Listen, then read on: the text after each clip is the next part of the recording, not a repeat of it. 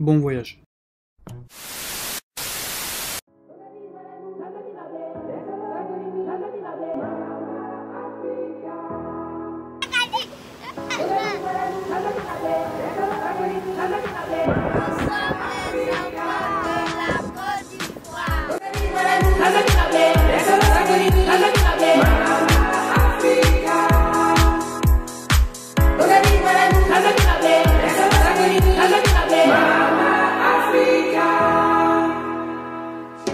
Vous pensez qu'on est aux Maldives?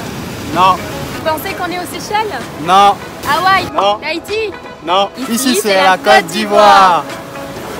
Laissez-moi vous expliquer comment est-ce que je suis arrivé là. Suite à ma dernière vidéo postée sur Facebook, j'ai reçu un petit cadeau d'un anonyme. Pas si petit que ça en fait.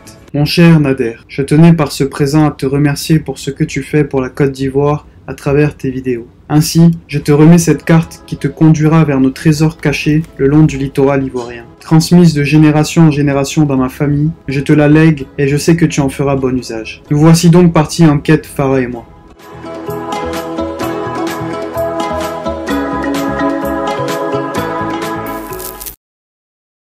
Prenez d'abord la côtière, direction Sassandra.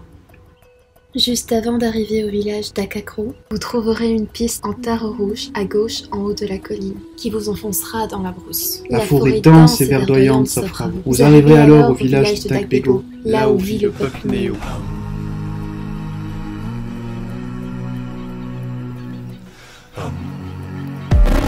Vous trouverez un jeune du village qui pourra vous guider. Laissez-le vous faire découvrir les merveilles de son environnement.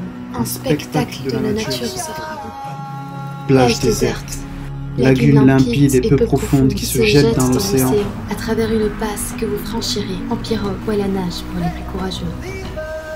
Un peu plus loin, vous grimperez sur cette petite montagne de rochers s'avançant dans la mer, puis vous accéderez à l'autre partie de la plage, sensationnelle encore. Marchez quelques pas et vous trouverez une magnifique baie où vous baignez. Ici, le temps semble s'être arrêté. Une porte vers le paradis peut-être. Dagbego sera la première étape de votre parcours hors des sentiers battus de Côte d'Ivoire et je suis convaincu que ce village ne vous laissera pas indifférent.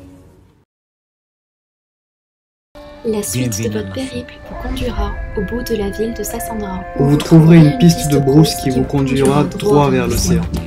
Après quelques minutes, vous apercevrez ce fameux rocher en forme de tortue émergeant de la mer. Ce gros rocher fait la particularité du village de Grand-Revin et de cet endroit sublime qui porte le nom de baie des Tortues.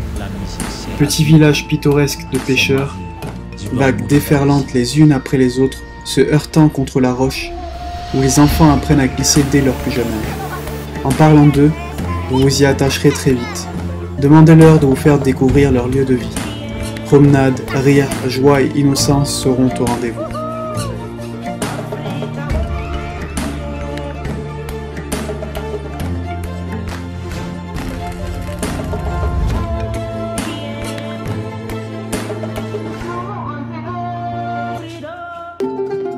Monogaga. Situé entre Sassandra et San Pedro, c'est bien la route la plus longue et dangereuse. Il va falloir un peu de foi pour y arriver, car Monogaga sait se faire désirer.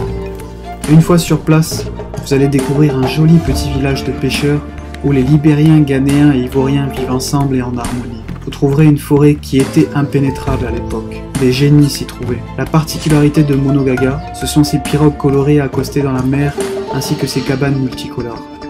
La pluie et l'orage nous ont empêchés de voir le reste, ce n'est que partie remise.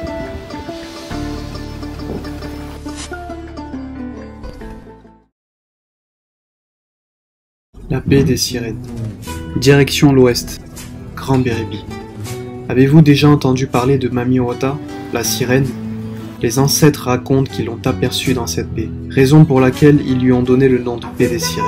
La baie des Sirènes est un joyau caché qu'il faut découvrir. Cadre idyllique, exceptionnel, vous serez subjugué par la beauté du paysage, l'éclat et la pureté de l'eau dans laquelle vous pourrez vous baigner. Laissez votre esprit et vos sens s'évader en regardant l'horizon. Vous oublierez presque que vous êtes en Côte d'Ivoire, tellement ce lieu est surprenant et envoûtant. Cap sur le village de Ladodo, à 1 heure de Grand Bérébi, pour une expérience unique et frissonnante. Vous allez découvrir les derniers trésors de notre quête. Vous longerez la côte en vous aventurant dans la brousse. Après 1 heure de route, vous arriverez au domaine de Taboulé. Un guide vous attend pour vous conduire vers ces gros blocs de granit modelés par l'érosion qui laissent apparaître des piscines naturelles à marée basse dans lesquelles vous pourrez plonger sur la plage. Juste derrière moi. Farah a peur donc elle n'est pas venue, elle est restée du côté de la plage là-bas. Ouais. On va faire un saut.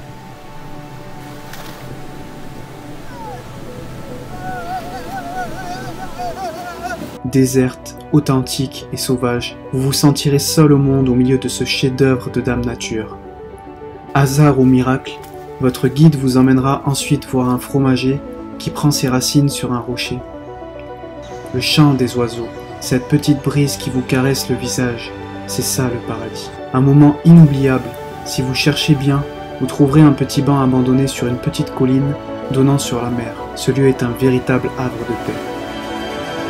Après toutes ces découvertes, vous reviendrez avec des souvenirs et des étoiles plein les yeux. Le paradis sur terre est en Côte d'Ivoire.